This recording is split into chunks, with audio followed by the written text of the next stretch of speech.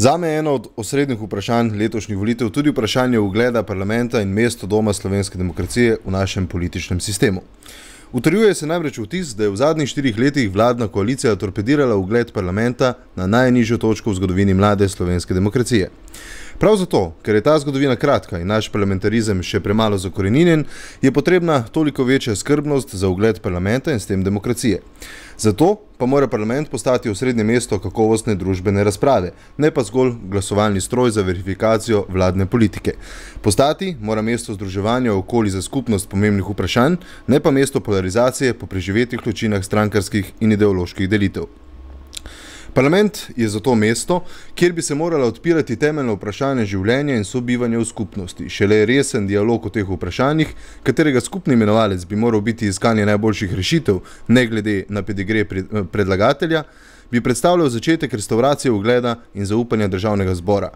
Samo tako bo mogoče pritegniti ljudi k participaciji in poglabljanju demokracije.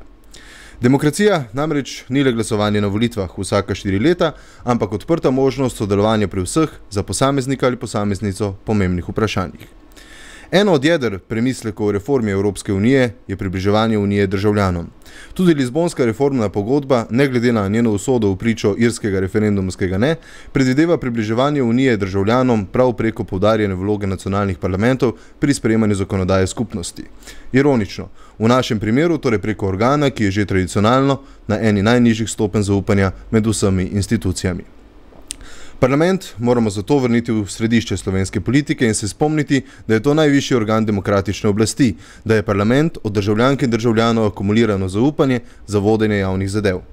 Ta demokratična javnost pa od parlamenta ne pričakuje učinkovitosti pri sprejemanju obsežne zakonodaje, ampak pameten premislek o pametni zakonodaji in zavezo, da se bomo do pravne države, ki izvira iz demokratične oblasti ljudstva, ki jo ta podeli parlamentu, obnašali bolje kot doslej, ko je tudi ustava, po mnenju uglednih pravnih strokovnjakov, postala primerljiva s ceno papirja, na kateri je natisnjena.